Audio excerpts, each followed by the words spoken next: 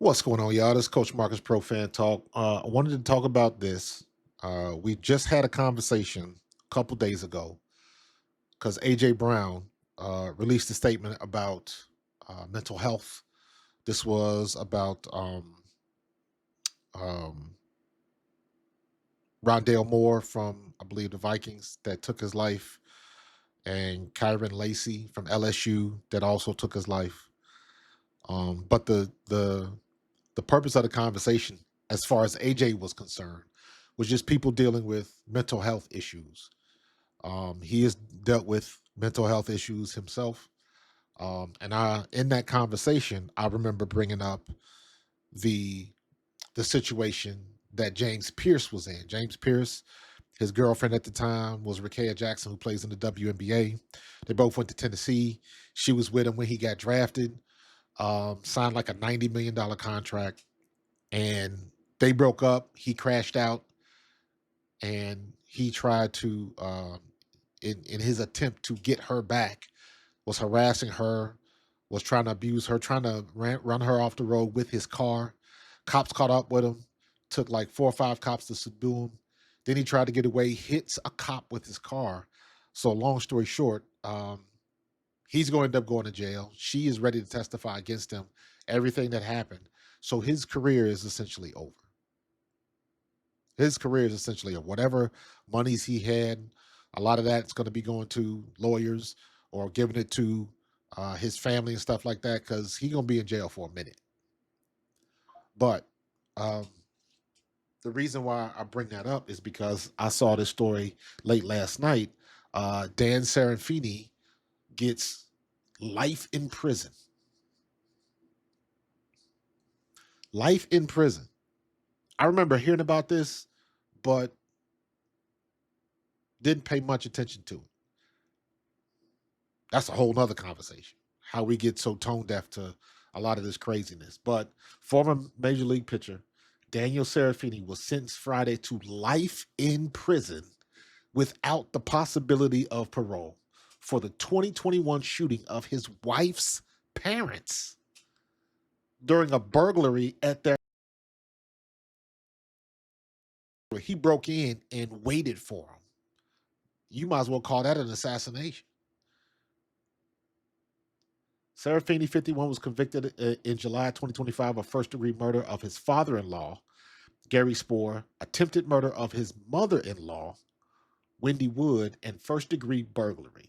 Spohr was killed, and Wood survived, though she died a year after the shooting.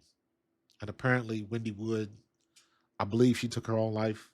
I don't know what was going on with that. Um, let me see. They were grandparents involved in the community. They tell you all the good stuff about them.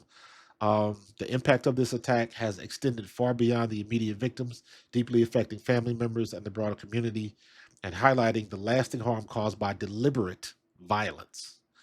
Um, and apparently, this guy was just jealous because his in-laws was rich. I don't know. Like, but what what could possibly put you in a state of mind where you wanted to end someone? And you, mind you, now this is somebody who was drafted in the first round. He was a 29th overall pick in 1992 coming out of high school. So he got money.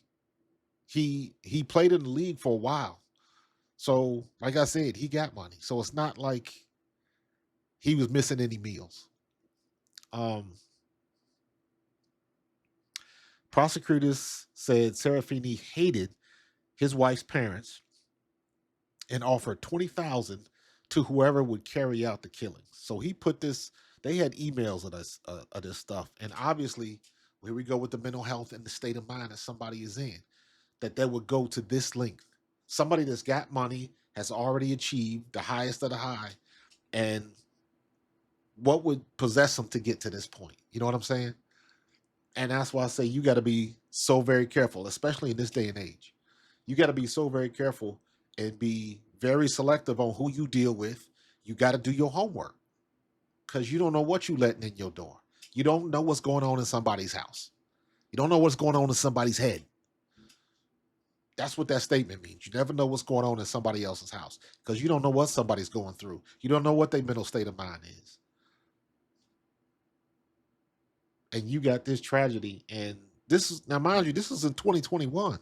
It's 2026. So them people who lost their family has been dealing with this for 5 years with no resolution. And now he just gets sentenced. Well, I'm sure he was in jail and stuff like that, but you understand what I'm saying.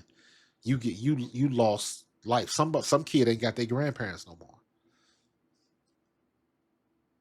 So it's listen, man. Mental health is a real deal, and I know I say this, and a lot of people say it in jest, or a lot of people dismiss it. Mental health is real.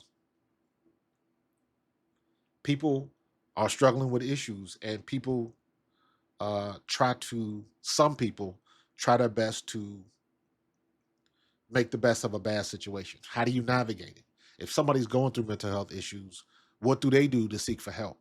If somebody is dealing with somebody with mental health issues, what do you have to do to navigate that?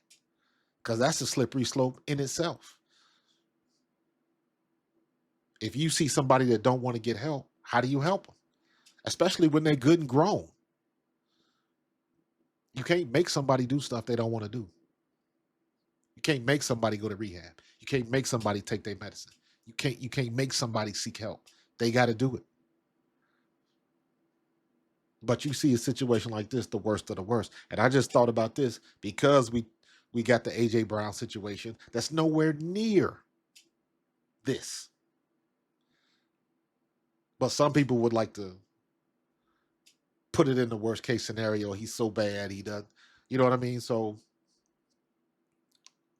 and then with Rondale Moore and Kyron Lacey, it just makes you think you never know what's going on in somebody else's head, even though you got a big bank account, you got NIL money, you big man on campus, you the man or woman on your campus, on your team, number one in the country, whatever the situation is, pressure's still gonna be there. You still got to handle some business. You still got to have some uncomfortable conversations. And everybody is not equipped to do it. Bank account has nothing to do with it. Y'all hear me say this all the time. Money does nothing but accent your personality. It just makes you more of what you already are. If you're angry, you'll just be more angry. If you're giving, you'll just be more giving. If you're stupid, you'll just be more stupid. You got to be so very careful in who you're dealing with, how you navigate, and everybody's watching. Social media has given everyone access to your life. And the crazy part about it is most people put their business out there like that. So you got to be very careful. You never know what's going on, man. And this is obviously a worst case scenario, or worst case scenario could be Rondale Moore and Kyron Lacey, for real. So keep your eye open on your people, on your family, on your teammates, on your friends, because you never know.